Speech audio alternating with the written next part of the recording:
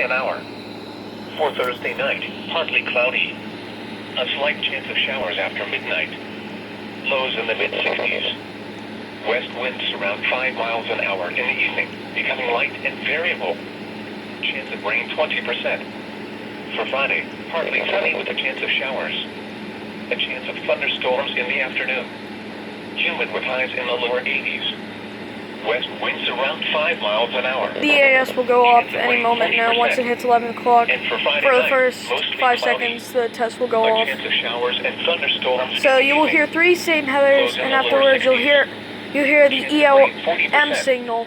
And now, taking a look after the end of all of it, and the attention signal will be the NOAA Weather Radio's attention signal. Alright, it's going to happen right now. Highs around Get ready, everyone. Chance of rain 40%. For Saturday night, mostly cloudy. Lows in the lower 60s. There we go. Weekly test. Those are the same headers. There's the attention signal. These are conducted every Wednesday around 11 o'clock to 12 o'clock. You're listening to NOAA Weather Radio in Parker, Pennsylvania, on a frequency of 162.425 megahertz.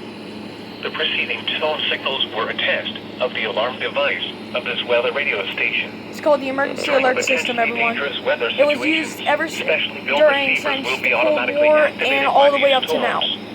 We had 3 versions of it. It's called the Continental Alert System and the Emergency Broadcast System. The Emergency Alert System has been here since 20 years. This radio station, WWG 5. My radio is following counties in western and northwestern Pennsylvania: Armstrong, Beaver, Butler, Parker, Clarion, and Moontown. Crawford, Forest, Indiana, Jefferson, Lawrence, Mercer, and Venango. The National Weather Service now returns to the regular broadcast.